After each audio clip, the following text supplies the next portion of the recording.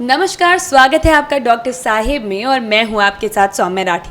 आज हम अपने शो पर आपसे मिलवाने के लिए जिन्हें लेकर आए हैं वो पूरे विश्व में, पूरे भारत में अपने काम के लिए प्रसिद्ध हैं।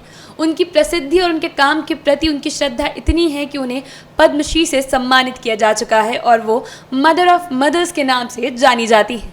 इस वक्त बैठे हैं हम डॉक्टर शांति रॉय के साथ, जो कि गायनोकोलॉजी में स्पेशलिस्ट हैं। जी हाँ, जो महिलाओं से जुड़े हर रोग का इलाज अपने पास बेशक रखती हैं। आज खास रूप से हम बात करने वाले हैं पीसीओडी और पीसीओएस के बारे में, जो आजकल की महिलाओं में बहुत ज़्यादा देखी जाती है। लेकिन हम सवाल जवाब का सिलसिला शुरू करें उसके पहले, अगर अब तक आपने हमारे चैनल को सब्सक्राइब नहीं किया है तो आप सब्सक्राइब ज़रूर कर लें ताकि आप आने वाले किसी भी वीडियो को मिस ना करें। अब सबसे पहले तो डॉक्टर साहब नमस्कार, स्वागत है आपका। नमस्कार। नमस्कार। सबसे पहले मैम मेरा सवाल यही रहेगा कि पीसीओडी पीसीओएस की जो बीमारी है वो आखिर क्या है? पीसीओएस का पूरा नाम है पॉलीसिस्टिक ओवेरियन सिंड्रोम।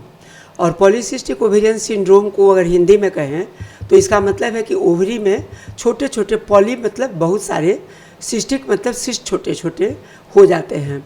लेकिन सच पूछिए तो पॉलीसिस्टिक ओवेरियन सिंड्रोम में सिस्ट का होना कोई ज़रूरी भी नहीं है, और सिस्ट अगर रहे भी तो भी हो सकता है कि उसको पॉलीसिस्टिक ओवेरियन सिंड्रोम की बीमारी नहीं हो। तो ये कहा गया है पॉलीसिस्टिक ओवेरियन सिंड्रोम एक लक्षणों का समूह है जिसमें कि ओवरी में छोटे छोटे सिस्ट पाए जा सकते हैं। दूसरा होता है कि मासिक धर्म में गड़बड़ी आ जाती है। मासिक धर्म अधिकतर काफ़ी दिनों के अंतराल पर होता है, पूरे 1 महीने पे न होके, किसी को 1.5 महीने पे, 2 महीने पे, कभी 3 महीने पे, यानी समय से बहुत आगे बढ़ के तब मासिक होता है। और उसमें ओवुलेशन, जो अंडे निकलते हैं जिनसे बच्चा बनता है, वो ओवुलेशन सामान्य महिलाओं को महीना में 1 बार होता है, 1 दिन, जो कि लगभग 14वें दिन में मासिक के होता है। लेकिन पीसीओडी की महिलाओं को ओवुलेशन नहीं हो पाता है, वे ठीक से ओवुलेट नहीं करती हैं, अंडा नहीं निकलता है उनके ओवरी से 14वें दिन, और क्रॉनिकली मतलब बार बार यही समस्या रहती है। तो इसके अलावे यह भी देखा गया है कि बहुत महिलाओं में पुरुष हार्मोन्स ज़्यादा निकलते हैं, जिनके कारण उनके चेहरे पे पिंपल्स, बर्रे निकलना, फिर छोटे मोटे बाल आना मूंछ के ऊपर, दाढ़ी के ऊपर, पेट के ऊपर, छाती के ऊपर, जगह जगह पर अनचाहे बालों का उगना, ये सब होने लगता है, जो कि पुरुष हार्मोन्स के लक्षण हैं। तो ये सारे लक्षण हैं पीसीओडी के, और ये लक्षणों का समूह है, एक बीमारी स्पेशल नहीं है, ये लक्षणों का समूह है। लेकिन ये लक्षण जिनमें पाए जाते हैं उनमें ये भी देखा गया है कि इनको आगे चल के डायबिटीज़ की समस्या, ब्लड प्रेशर की समस्या, हार्ट अटैक ज़्यादा उम्र होने के बाद में होने की समस्या, स्ट्रोक होने की समस्या इन लोगों में अधिक पाई जाती है। इसीलिए इसका इलाज करना बहुत ही आवश्यक होता है। और ये भी हम लोग देखते हैं, या पूरे विश्व में रिसर्च में देखा गया है कि पीसीओडी की समस्या अधिकांशतः उन लड़कियों या महिलाओं में होता है जो कि थोड़ा अपना वेट के ऊपर कंट्रोल नहीं कर पाती हैं, जो खाने पीने में बहुत ज़्यादा स्वस्थ भोजन लें उसका नहीं हिसाब रखती हैं, जिनका वेट बढ़ते जाता है, उनमें पीसीओडी की समस्या और ज़्यादा देखी जाती है। पीसीओडी होने के मुख्य कारण क्या हो सकते हैं? किन चीज़ों को अगर महिलाएं अवॉइड करें तो इस बीमारी से अपने आप को बचा सकती हैं? 2 चीज़ें बहुत मुख्य हैं। एक तो है अपने वज़न पे कंट्रोल करना, दूसरा है एक्सरसाइज रेगुलर करते रहना, तीसरा है कि खाने पीने में बाजारू चीज़ें, अधिक चीनी, मीठा, मिठाई, मैदा का सामान, जो टीन फूड होते हैं, टीन में बंद सामान, वे सब नहीं लें। बर्गर, नूडल्स, इन सब चीज़ों से जिसमें मैदा अधिक रहता है और मिलावट वाली चीज़ें ज़्यादा रहती हैं, उन लोगों में अधिक होता है पीसीओडी। तो इन लोगों को ज़रूर ही नहीं इन सब चीज़ों का परहेज रखना चाहिए और रेगुलर एक्सरसाइज करना चाहिए। रेगुलर एक्सरसाइज करने वालों में पीसीओडी की समस्या काफ़ी कम रहती है, या अगर रहती भी है तो उसमें बहुत सुधार होता है।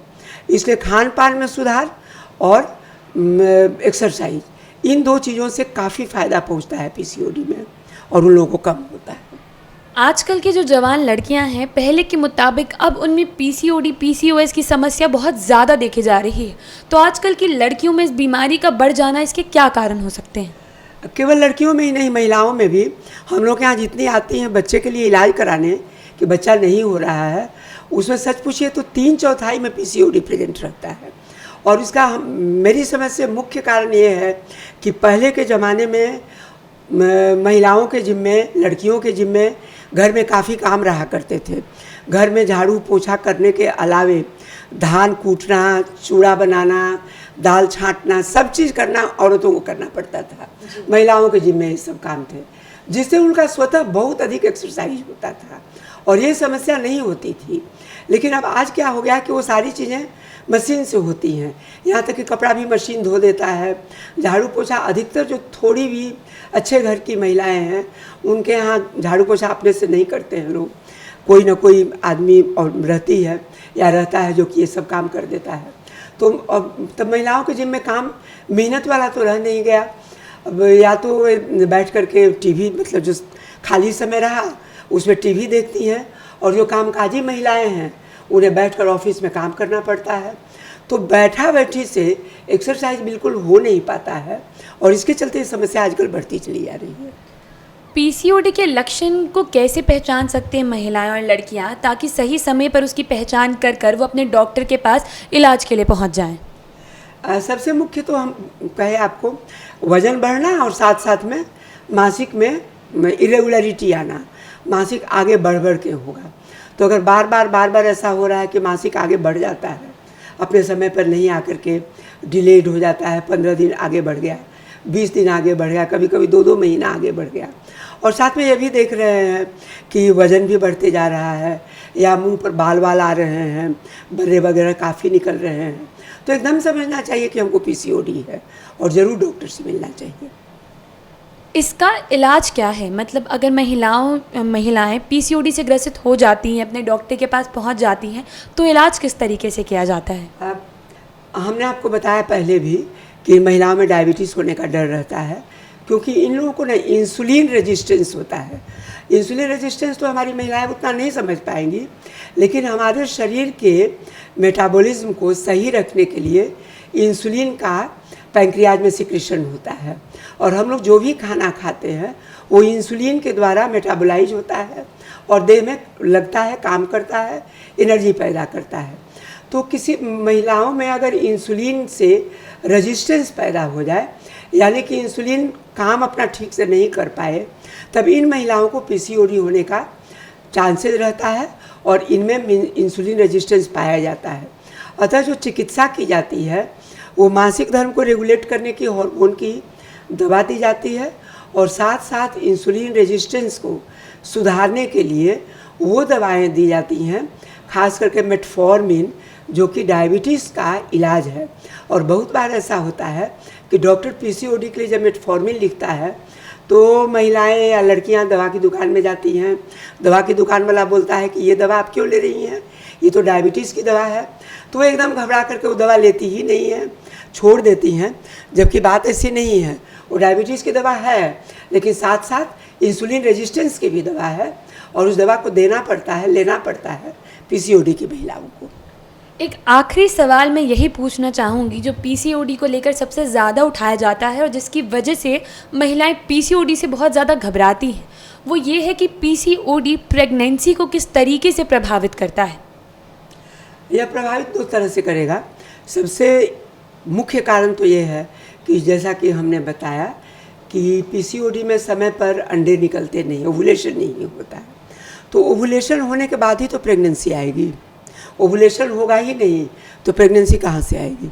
इसीलिए पीसीओडी की महिलाओं को प्रेगनेंसी नहीं आ पाती है समय पर, और इनफर्टिलिटी की समस्या उन लोगों में काफ़ी अधिक होती है, और इसके लिए उनको पीसीओडी की दवा, एक्सरसाइज और खान पान में सुधार लाना अत्यंत आवश्यक होता है। तो पीसीओडी करता है इसमें।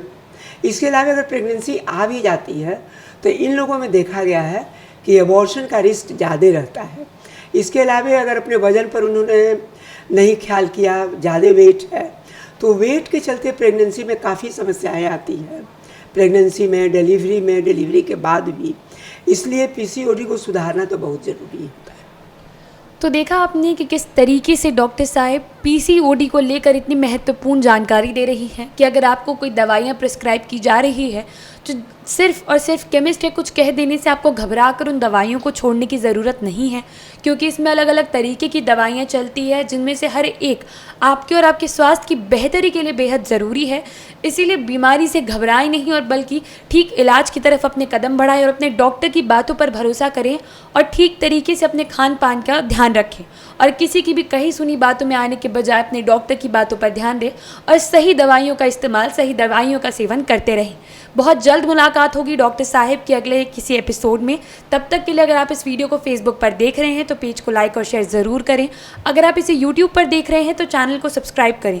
आप हमें कमेंट बॉक्स में ये भी बता सकते हैं कि डॉक्टर साहिब से आपके और क्या सवाल हैं। धन्यवाद।